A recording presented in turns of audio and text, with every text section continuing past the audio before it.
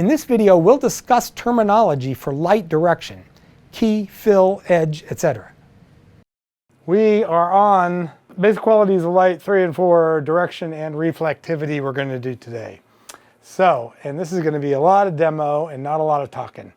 To start off, some basic terminology, which probably everybody's heard because it's a very common thing, but it pertains a lot to the direction of the light. But there's the key light, which tends to be the light in front of you and the primary source and the thing that's lighting you up so you can see the person's face or the subject, whatever it is.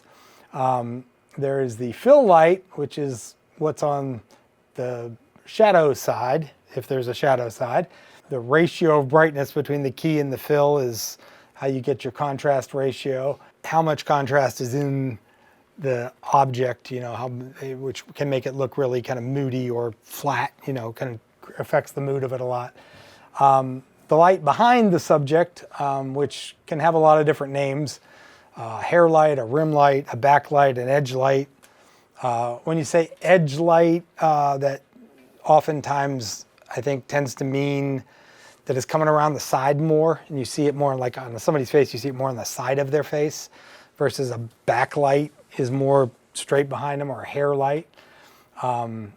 Top light, we don't often like set a top light. It's kind of is not something that's common, but you get top light often because you go out to shoot under the sun at noon and the sun's straight above you, or you go into an office and there's fluorescent lights straight above you and you get this top light. So a lot of times it's an undesirable thing.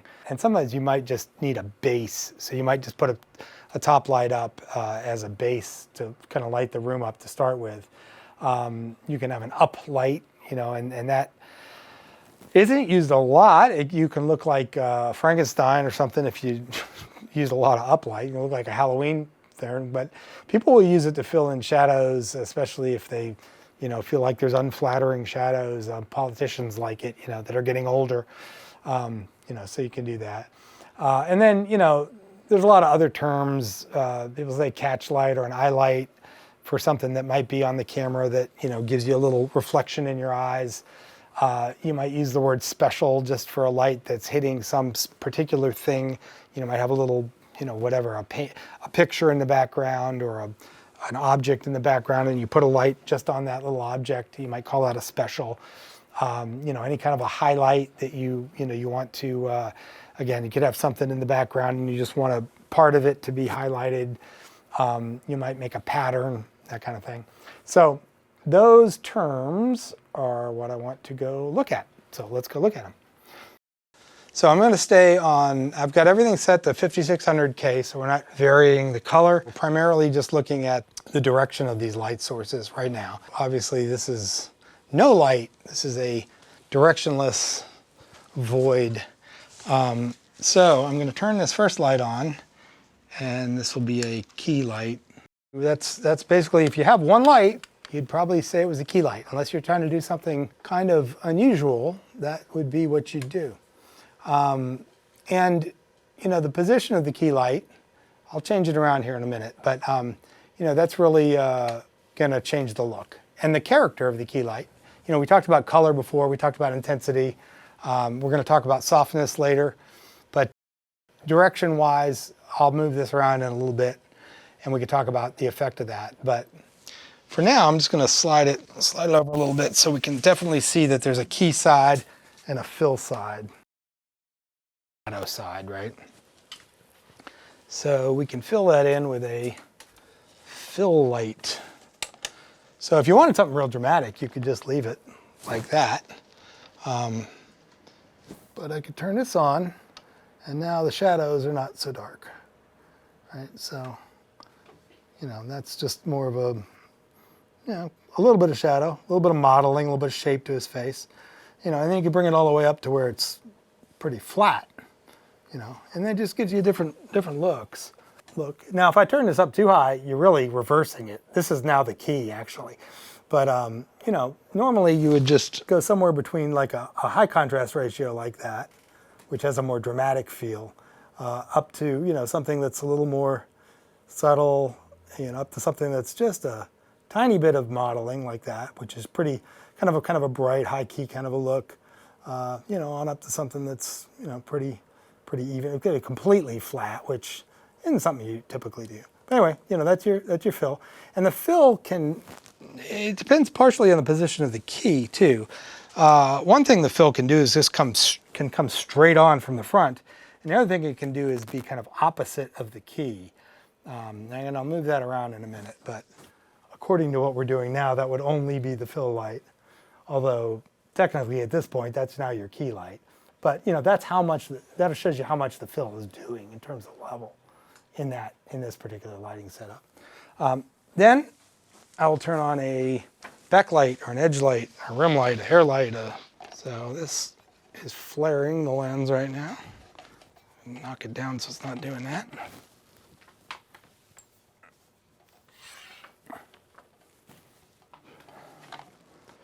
So that's a pretty hot backlight. We're not really seeing it as an edge too much on his face. We're just seeing mostly on his hair. So it's really functioning as a rim light. And you can just do a little kiss of it like that. Turn that off. Yeah, it just gives it a different feel. You know, it separates it from the background a little bit. And we'll talk about motivation in a minute, but that might be a reason to do this or not do this. Also, you know, wardrobe, skin tone, hair. Hair makes a huge difference. The color of somebody's hair or the lack of hair, you know, can make a really huge difference on how much backlight you use on somebody's head. And then if you bring your edge over to the side more, you know, this is what I would call more of an edge as opposed to a backlight. Now what you start to see is it's actually on the side of his face. See it wrapping around? It's a pretty effect, and you know, you see it all the time. But that's different than just that halo around the back of his head. You know, so this is an edge light, and that's a pretty hard edge light. You also see, and you can combine these, you see this also. So see, this is a very soft edge. So now you've got a hard edge on one side and a soft edge on the other. You know, and then especially if you like put some color difference in, yeah, you can start to get some really interesting, nice looks out of that. So examples of edge lights. Just say we didn't like those shadows under his chin or something like that.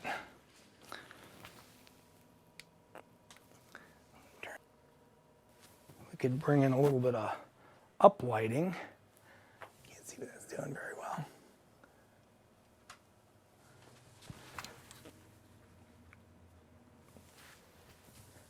Usually just, you know, you really don't want to overdo this because it can look pretty weird. You know, look like putting the flashlight under your face to scare your siblings. But you know, you're just lightening up those shadows, you know. So it's, and again, like I said, people will get kind of not really liking some of the shadows that. So you see what that's doing? So that's an uplight, you know. I've seen most of the time I've seen that is politicians, older politicians. Like, it's in our contract. You have to have an uplight because they have double chins and they don't want that to show.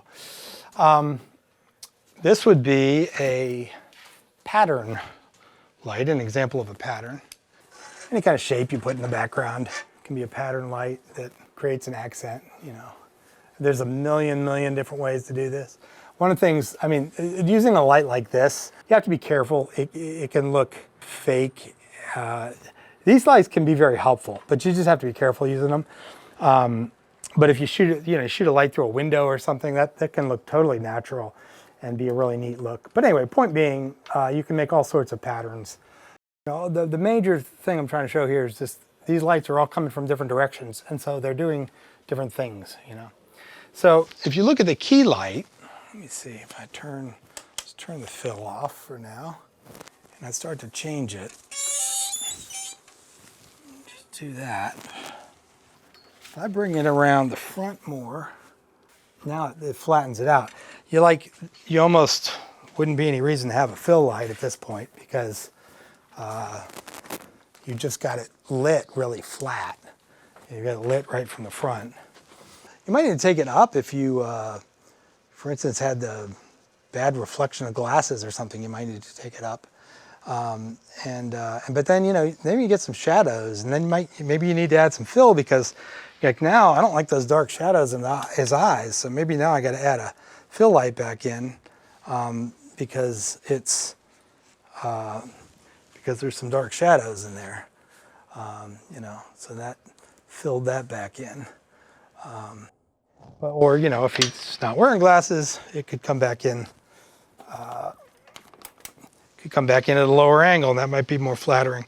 And then you could bring it, over on the side. Now this, when I'm holding this horizontal, it's a very soft source. It wraps around a lot, and so it's very soft, subtle kind of a modeling. Wrapping very gently around. If I put it vertically, it wraps around a little less. So if then I put it over here, now is where you're definitely going to see a fill light because you've got definitely got a shadow side. So I'm turn this over here like that, and I've got a definite key side and a dark side, a shadow side. So I could then take this fill light and put it directly in the front. It kind of does the same thing either way to a certain extent. And it's just filling in the shadows. There's some nice things about putting it in the front. It's not gonna, if it's coming from directly where the camera is, it's not gonna create its own shadow. So you're not gonna get another shadow on the other side of his nose. It's not something you'd probably see, but it's just gives you still this sense of there's really just kind of one light source. It also becomes a catch light, but it could certainly function that way. But also, it's common enough to put your key light on the other side from the fill. One of the advantages of that is that it's not in their face, so they're not squinting. It's not distracting. If you're doing an interview or something, if you have a non-professional person, it's just not. It's kind of more out of the way, and then it really is doing almost the same thing. They're very similar looks either way. But and if you bring it around, you can bring it around a good bit. It's pretty flexible, but there comes a point where it starts to become an edge light. Now it's really not a fill light now because in between one side and the other side, you still got shadow. So it's really not filling in anymore. So it's got to be kind of a range of position where it functions as a fill light. And then I already moved the edge around a little bit so you could see the difference in position with that. So if you're outside, obviously you can't move the sun. So what can you do direction-wise? Well, you can change your subject and your camera angle, right? So here you got your subject directly facing the sun. It's pretty flat and blinding, not to mention which. And maybe step back a couple steps. Just back into yeah, there you go. Face this way. And now we got, from the side, that's probably more tolerable eyeline wise, and it's a rather different look. And then, come here, step back up here. And then you can backlight, which I think really looks nice in the sun. Now you might want to reflect some light back in. We can go over that in a later class, but those, and then obviously by picking your background, you can determine how bright or dark the contrast of the background is.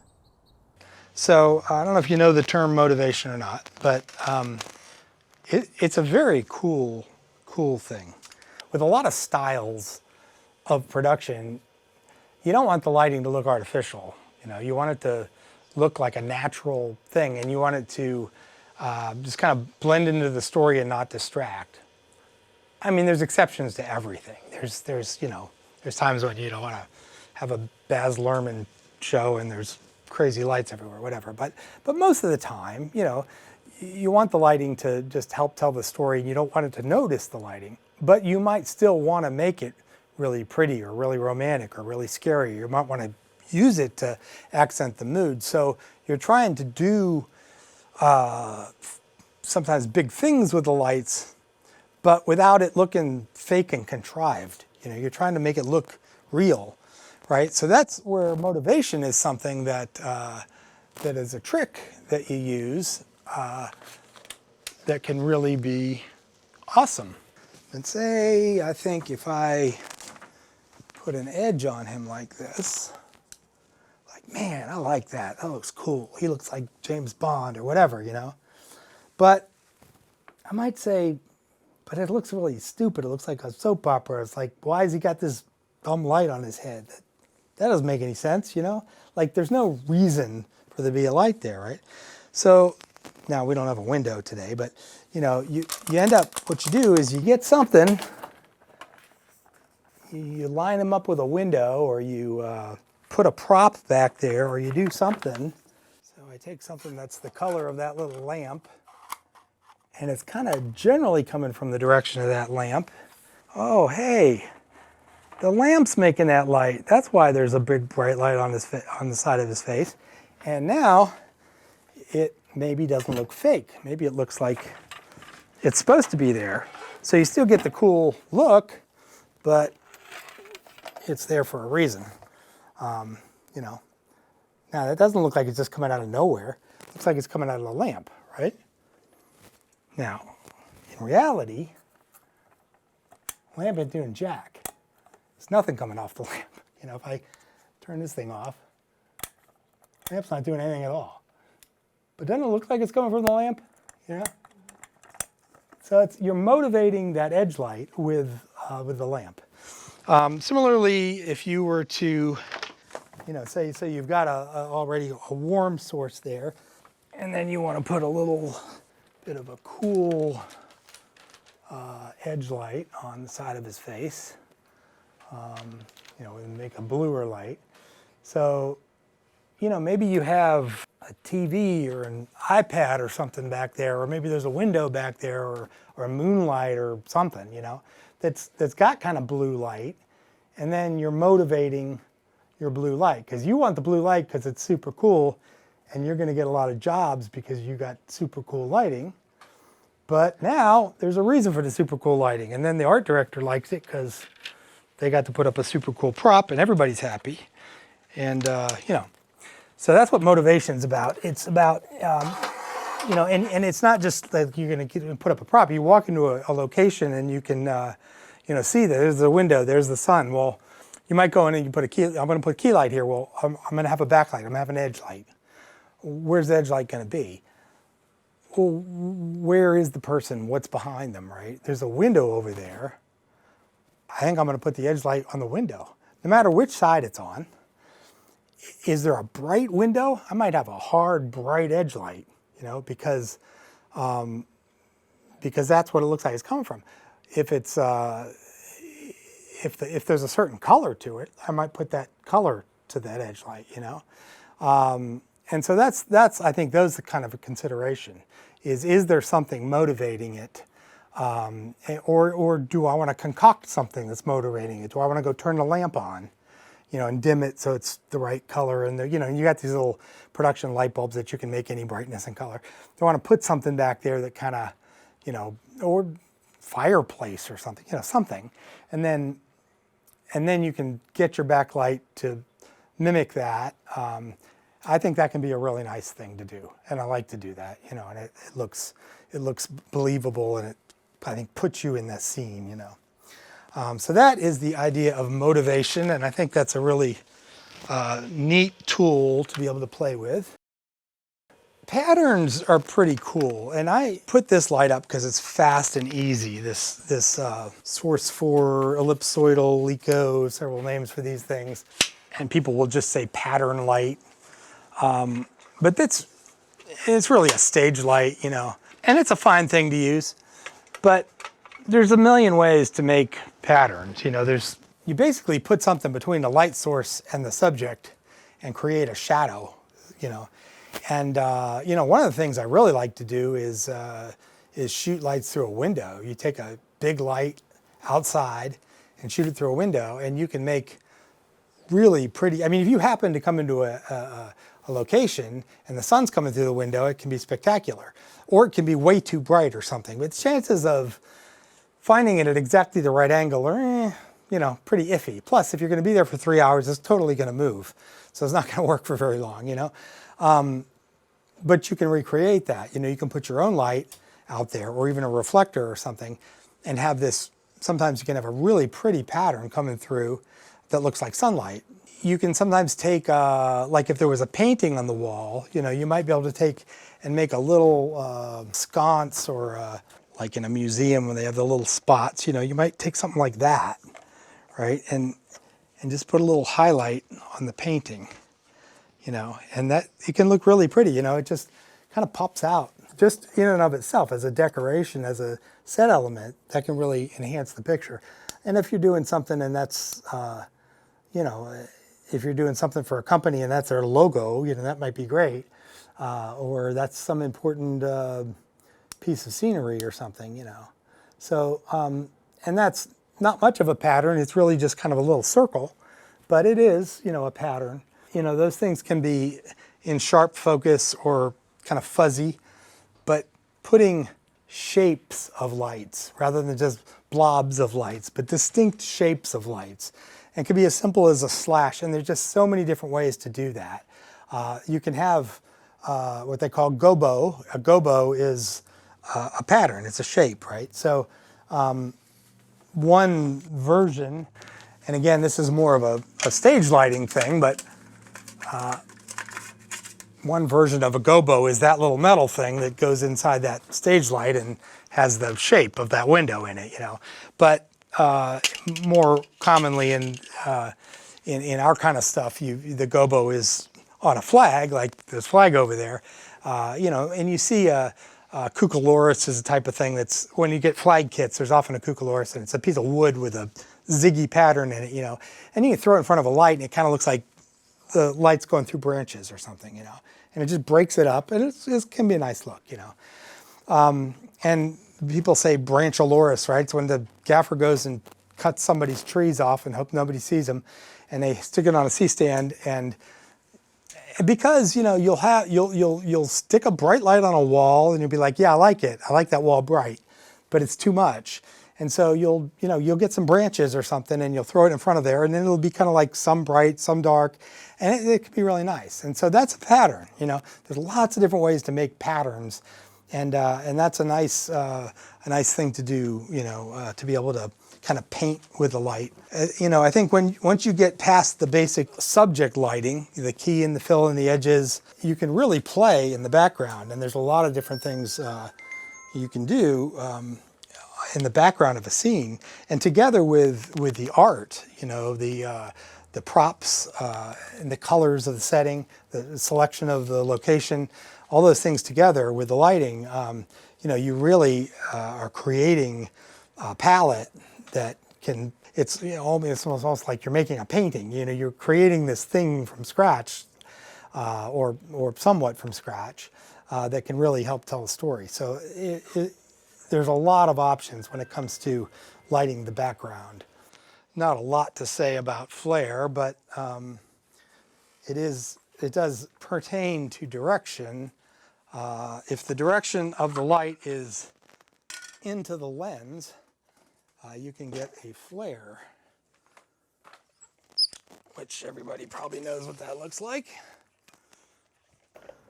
There's a flare, look at that. So, you know, flares we often associate with a mistake. Like, oh my God, there's a flare, do something, get a flag, you know, knock it off. And how do you do that? Well, there's different ways, but you can use them. They can be pretty cool. Like, look down in the you know, well, first of all, you go into your editing software and there's going to be a lens flare that you stick in there because everybody wants them, right? And you watch a Star Trek movie and you can't even see the spaceship because there's lens flares everywhere because somebody went crazy with them, right? But, you know, they can be super cool. You know, you shoot up into the sun and you see these lens flares moving across the screen, and so it's something you can use. But it's the direction of the light. It's hitting the lens at a certain angle, and that's what's causing the flare. So that's another thing that I'm actually shooting right into the light. You don't have to have the light in the shot to get a flare, but Yeah, there's some flare without looking right into the light. But yeah, that's another thing that pertains to the direction of the light.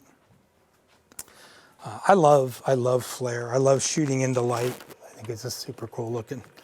And it's one of those motivation things, you know, it can look contrived, you know, you've got to really have some reason to do it. So this isn't so easy to demonstrate, so I just going to show a couple videos, but because this would take way too long to try to set up in here. But moving lights can also be pretty cool. And it can be for a practical reason, like you're supposed to be in a car or something like that, you know, and so you're trying to create the illusion that stuff is moving. Or it can just be as an effect, you know. So in this case, one of these is a crazy music video guy roaming around and with the lights flying everywhere. And the other one is a goofy disco ball thing, you know. So we have the lights flying around because the guy's supposed to be a goofy disco ball guy. The lights are moving is the point, and that can be a neat technique, you know. You don't need to hear it necessarily, but there's a lot of lens flare in here. There's a lot of really hard edge light, you know, and then you got flames, you know, you got a lot of things moving around. But it's, I love that, you know, I love moving lights and I love flare and I love shooting into lights. But it can be a nice tool. Okay. And then this is Disco Ball Dude, but just moving that ball around and just having, you know, I was trying to find examples where I didn't have to steal so YouTube wouldn't take it off of moving lights. But anyway, you know, moving lights are a thing you can do. And then the last thing I want to talk about is reflectivity. And this isn't having to do so much with the lights, but it has to do with what the lights are hitting, which is just as important as the lights. And that's something I think it's good to think about and keep in mind. When we were talking about brightness, we were talking about, you know, if you're seeing out the window and it's too bright out there, what can you do? You can, you know, you can light the foreground really bright. You can tint down the windows. Well, you could also, you know, park a truck out there that's not so bright, you know, or bring some trees in and put them in there, you know, or angle the camera differently so you're seeing something darker, right? So the set, manipulating the set or the location has a huge impact on, you know, the exposure and the contrast in the scene and everything, right? The set and the lights are interwoven. You can't separate them. They're two halves of a whole. And so you think about them together. And so, you know, if you're lighting a person, the color of their clothing, the brightness of their clothing, the color of their hair or lack of hair sometimes, their skin tone, all those things might affect your lighting, you know, because it's going to be different. A really dark wardrobe is going to suck the light up. If somebody's wearing white or something reflective, you know, that's going to be very different. And then, you know, the reflective quality of different materials. You can look at Michael's shirt here, and it's pretty dark. It's kind of eating the light up there, you know, so it's not very bright. You look at the, I don't know if you can see that waveform up there, but there's a lot of yellow line down at the bottom. That shows darkness. There's a lot of darkness in this frame. And a lot of that's from his shirt. If I zoom in on his shirt, look, almost all of it's down in the mud. If you don't know what a waveform is and you missed it, that's basically a brightness scale, those yellow lines over there. So, you know, you get something that's dark and it's going to be a lot of stuff down in the low brightness range. But you get over, you know, to something like that piece of metal back there, and if you, you know, you hit that with a light, you get it to where it's actually reflecting the light back, you know, you're going to have this like nuclear brightness, right? So the same thing, if I stand there with my black shirt, you know, you're not going to get much at all. And you look at the waveform drop down to nothing, that big hole in the middle of it, and then you stand here and it's like shoots, and you can just see it with your eyes, the difference in brightness. So the only difference is, it's the same light, the only difference is that my shirt's not very reflective, and this thing is like a mirror. and there's everywhere in between. You know, this a light colored piece of material or something would be, you know, in between. So all these different different kinds of material and objects have different reflective qualities, and so, you know, there's kind of an interplay between the subject's reflectivity and how you're lighting it. Here's another idea is having to do with reflectivity is you can use it as kind of a light source. So let's kill this thing. So now he doesn't really have any fill light. He's got a lot of shadow on the side of his face. So I can take a white card and bounce, forgetting the fact that you're seeing it in the camera, but just to get the point across. See, there's a fill light. There's no light instrument. The card is the light. So I'm using the reflectivity of the object as a light source. And that can be part of the set. You can put them next to a white wall. Or you can light, you know, you can use reflectors to light. You can take you know, there's all kinds of reflectors made specifically for that. You know, there's these things, these flex fill things that they make, you know, that fold up and carry them around. So when you're outside or whatever and you really need some extra light or something, you can pop that out and, you know, they're pretty reflective, you know, and give you, you can see it hit in the background, you can see it hit in his face. And then there's something they call negative fill. Negative fill is just taking away reflection. So I take something that's not very reflective and I'm blocking the light. So like what you'll see that is somebody will be outside and there's just a lot of ambient light coming off of everything, you know, the street and the buildings and the sky and everything, you know. And you'll want more of a dramatic look. You'll want more modeling like that. And so you'll take a 6x6 or a big, you know, piece of solid black flag material like this, and they're called bringing in negative fill. You bring it in there and a flag per se might block a light source, you know, cause a shadow. But if it's just this big diffused, if the light's just kind of coming from everywhere and you're just bringing in an area that's not reflective, that's when you tend to refer to it as negative fill. It's the same thing you're doing with a white card. Instead of bouncing in a brighter area, you're bringing in something that's less reflective, and it's just, since it's not reflecting any light, you know, that side gets darkened up. So, you know, that's the idea of negative. It's kind of like a positive fill and a negative fill. But, you know, it's using the properties of reflectance as a lighting tool. Specular highlights are cool. These things can really be a cool thing to play with. Depending on your subject matter, you know, if you're out shooting products or cars or machinery or glass or lots of different things. So you see those little ice cubes there on the table and all that glass stuff. And you end up, if you're doing like product shots, you'll end up doing this, crawling around, messing with stuff like this, specifically to manipulate these highlights, this kind of thing. Yeah, it's all those little shiny spots. See, on the edge of the tray, you can really see it. That's a specular highlight.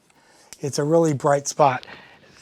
That can add a lot of contrast to a scene. I mean, you can have basically a very dark background, and just by putting, you know, either like putting a light source in the background, you know, lighting a candle or something, or just, you know, raking a light like along a wall at a really sharp angle where you don't even, it's not hitting anything. The wall's still dark, but maybe there's a lamp sticking out or a, you know, candelabra or something sticking out, and it's catching the metal and it's creating this little specular highlight like that. You all of a sudden have this like bright spot in your frame, and it can really enhance the picture because it adds this contrast. If you want something to look dark, having something bright in the frame makes the dark stuff look darker, you know.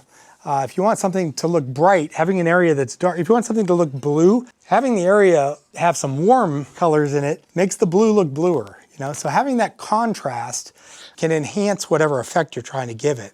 But it also can just look really cool on objects. It can really make things jump out. If you look at again, if you had like you're shooting a Harley Davidson or something, and all the chrome pipes were like popping out. They have all these sharp, shiny parts on them.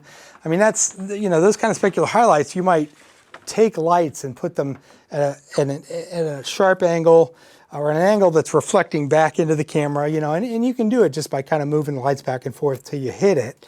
And then you get the reflection, you're really getting the reflection of the light in that object and getting that specular highlight, and that can be really a neat, effective thing. And you'll go, or glass is like that. You can get a bunch of glass in a frame and go behind it and just get all kinds of little sparklies, and if you're shooting, a person and you've got a shallow depth of field and the background's out of focus and you've got a nice bokeh back there, and then you stick the little hanging glass beads behind them, and then you hit that with a light so that they're all sparkling and they're out of focus, you get this like shimmer. I mean, it could be beautiful, or raindrops, you shoot a little hose raindrops behind them and you hit them with a hard light so that you get a specular highlight off of the raindrops. And they've got a nice bokeh, it can be just stunning. You can do a lot of things. So the specular highlights are something you can use to really add a lot of neat effects. And then the last thing is lighting a reflective surface. This is something you'll see if you're like lighting a car. When you have an object that is reflective like this coffee maker, what's very interesting is do not end up lighting the object, because the object's like a mirror. What you end up lighting is the reflection in the mirror. So if you had an actual mirror, you point a light at the mirror, it would be pointless. There's nothing to see. I would see you guys, right? So if I wanted to light it, I would light you guys. I wouldn't light the mirror, because all I'm seeing is you guys. Well, this is the same thing. It's a mirror, right? Okay, that's my product, and I'm doing a product shot for somebody, and they want to make their coffee maker look beautiful. And so that's my product. So then I take a light and I'm like, oh, well, it's pretty dark. It needs jazzed up a little bit. So I'm just going to turn a light on here and So all I do is point a light at it, I'll make it brighter. There we go, right? So, excellent. Well, that's a picture of my light. That doesn't really look very good, does it? I'm not lighting the object. I'm taking a mirror picture of my light. It actually kind of looks good on the table because you're seeing the table, right? So what you do, and what they do in car commercials, well, I'll tell you that in a second, but what you do is you put something that's large and doesn't have a definable shape, and you angle it so that that thing is what reflects. So you get this thing here, you put it where what you see in the reflection is this large piece of material that that doesn't have any real shape to it. It's just a white, blank kind of a surface. And then you light that instead of lighting the object. And now, instead of seeing a light in the side of your object, you see a field of white, So in a car commercial, they put the car in a studio on a turntable that's giant that turns the car on, and they put these 20-foot by 20-foot silks along the ceiling that they light. And what you see in the fenders of the car is those silks. It's like what I'm seeing is that white card. I'm not seeing the coffee maker, because the coffee maker is a mirror. I'm seeing that white card. So your lighting in a reflective object is the reflection. So that's something to, think about in terms of reflectivity.